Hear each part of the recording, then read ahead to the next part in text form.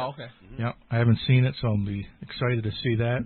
Now, when did that get installed again? I know last year. Last year. I think it was last year. Mm-hmm. Yeah, that's right. Either last summer or the summer before, because they didn't have football. That's right. They didn't do it. Yeah.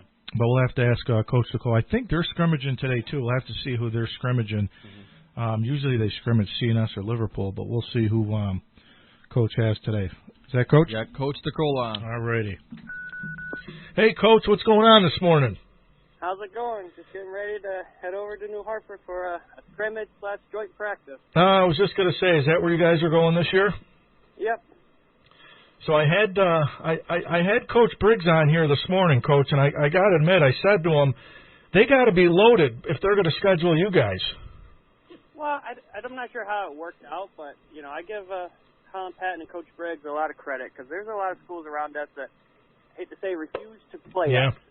Well, but they got on the schedule, and I've talked it over. I said, listen, we're not here to embarrass you or anything. If we start the game off, and then if we have to change into a scrimmage later on because of, injuries and death-wise I'm not opposed to doing that. I said the main thing is getting these guys to play. Yeah, no, absolutely. And he mentioned something about pods, keeping local teams in the area so you didn't have to travel. And I wanted to ask you because I look at your guys' schedule and I see Whitesboro, ESM's obviously a non-league game, Holland Patton, and then West Jenny's normally a double-A school, and then I think you guys will probably play, is it either Indian River or Carthage at the end? Yeah, we're trying to figure out which one of those. If not, then we'll play Whitesboro one more time. Okay. Did not a lot of the Syracuse schools not want to travel this way? Well, when the first schedule came out, unfortunately, we had the rules in place that we couldn't cross counties. Okay. So, or you could do adjoining counties, but unfortunately most of the Syracuse schools were in Onondaga, which we have Madison splitting us. Yep. But when they set the schedule, then that's when they were down. Now, obviously, all those things have been lifted, and some schools are able to change some stuff around, and that's how we kind of got ESM and West Jenny. Because if not, we might have only been stuck with 3 or 4 games because, unfortunately, some schools out here, they didn't want to, play us in a game or Whitesboro because their fear of safety. Sure. And Coach, just scared. With your college background, you're used to the spring stuff. What's it been like to have spring practice? It's pretty good. It feels, with football right around the corner from the fall, it's nice that you can get guys in helmet and shoulder pads and doing stuff, and knock on wood that they'll remember it for the fall being a short time in between, and then we'll get them during the summer. So hopefully things, stay with them and we can just keep building off that. And, Coach, has your approach been any different in the spring here with only a handful of games compared to the fall? I would say a little bit. Even in the fall, you're trying to find who your starters are, but you're really paying attention to your whole team, kind of, especially your backups and threes, because unfortunately a lot of these guys, have been isolated, not being able to run, go to the weight room or anything. So sometimes you got your two-way starter that you usually plan, and you had all summer to train for. Now it's going to be tough for someone to go both ways for the whole game. So now you're going to need a little bit of depth. So now you're focusing on more people with the depth-wise and seeing, okay, maybe they can just play here and help us at this one position rather than trying to have them focus on multiple. So the approach has been a little hard. And then obviously this time of year, you had to worry about the snow in the beginning of the year. Sure. We weren't able to get up to our turf until about the end of that week. Luckily, the warm weather came. So we were kind of in the parking lot, gym, weight room, trying to do small teams, and we finally got out into the field this past week, which was nice. And, Coach, it's hard to feels like a century ago, but the 19-20 season, you guys finished 2-6, 1-4 in the league, but you guys did have that big win against CNS, 34-27, and then you ended the year with the win over Lockport. Talk to us about that season, and then talk to us, if you can, about some of the players that we'll hear their names throughout the spring.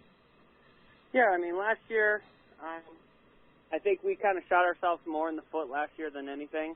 Obviously, we had our starting quarterback went down game 1 in the third drive, so putting a backup quarterback in. We were playing Nottingham, which was a close game, and then he's getting his first start in Indian River, and then we kind of changed some things up and got that win against CNS, and then after that we just kind of had some misfires here and there due to some injuries.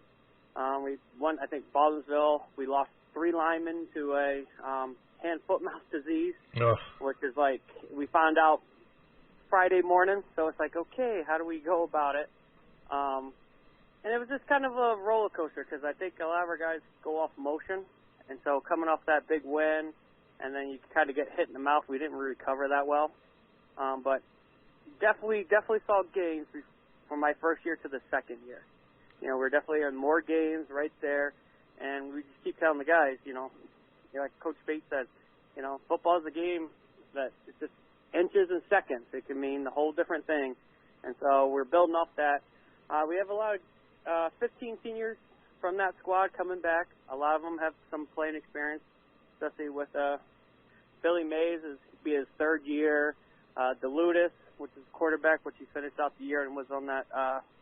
He was the quarterback for CNS. Alex Wells, Neve at running back, Ryan O'Connell, and some other guys that got experience for that. So we got a good group coming back with the seniors. And then for this year, some of the younger guys have been stepping up, and we're pleased with them. But it's one of those years you got to kind of balance of you want to give your seniors the opportunity and to go out the right way because they've been training hard, but you also need to worry about developing those young guys too. Coach, that's a good point that you mentioned because I know in basketball we had the same issues that we struggled with is that, you got your seniors that you kind of want to give them their time. But then you also have, the next crop coming up that you want to give them your time. So, what are you doing to balance that, and how are you guys working through that to make sure the seniors get their time, especially in this pandemic year, and making sure those guys, the younger guys, are learning and getting some time so that they're ready for next year? Yeah, I mean, the hardest part, what we've been doing with our guys is just telling them, the best player is going to start the game, senior, lower class, doesn't matter. But during the course of the game, those younger guys that are possibly the backups, they're going to get playing time. And we've worded it to them, we'll probably sub more than we've ever really done before just to get those guys reps. So if it's even starting a series, okay, you're out there for 4 plays, then the senior comes in for 3 plays, 4 plays, and we just keep rotating in and out. We're going to do stuff like that. So each seniors and underclassmen are going to get quite a bit of playing time. Coach, I know Coach Bates said, or Coach Briggs said, I think the kids are going to get two passes for spectators. Is that the same for you guys? Yep. Each kid will get the 2 passes. Obviously, we'll also live stream it too. But that's big for our kids, especially for those parents that was one of the big things they kept asking. It was like, fingers crossed, let's hope. Right. Sure enough, that came through. Well, Coach, one last question. It's a basketball question. Who's cutting the nets down? Well, make me feel good. Clemson lost last night. North Carolina lost, so, Not the Ohio State University either. I think that your team, obviously the Zags, have a great chance, but my dark horse is Oklahoma State. Oh, okay. That's a good pick. That is a good pick. They can definitely get there. I'm still sticking to my guns. I keep saying on the show. I have in all my brackets, I have the Zags winning, but I have them playing Oklahoma State in the final. Okay, so, I like that. Not in this bracket, Coach. I had to pull the upset because I was like, you know what? If I pick the Zags and they win, I'll never hear the end of it. So I went with Baylor, just to stick with the coach a little bit. Well, I was just thinking of the money. I want to try to win some money, so I'm like, all right, let me just pick one that the team I think is going to win, or have the best odds, I guess you could say. Like, it is March Madness, and, hey, number 1 seeds have been knocked off in that first round. No, 100%. Well, Coach, listen, best of luck to you. I know we'll talk to you throughout the spring. Say hi to Coach Kramer for me today, and let's do it again soon. Will do. I appreciate being on, guys. Take All right. care. Thanks, Coach. Good luck, Coach. All right, bye. All right, that was Coach Jake DerCola, the Rome Free Academy head coach. He'll travel down to New Hartford today. Coach Kramer's always a good guest for us. He's been one of my running mates with Coach DerCola and the boys on the College Football Rewind, and I think either his son or daughter had first communion, and then they had the scrimmage, so he'll make sure he comes on with us again. But we're going to take a short break, and we come back more from the Mohawk Valley Sportswatch right here on WKAL 1450. We'll be right back. Can you remember the last time you tried something out without searching for it online first? Me either. Yes, over half of all small businesses don't even have a website. Why is that? It's so easy.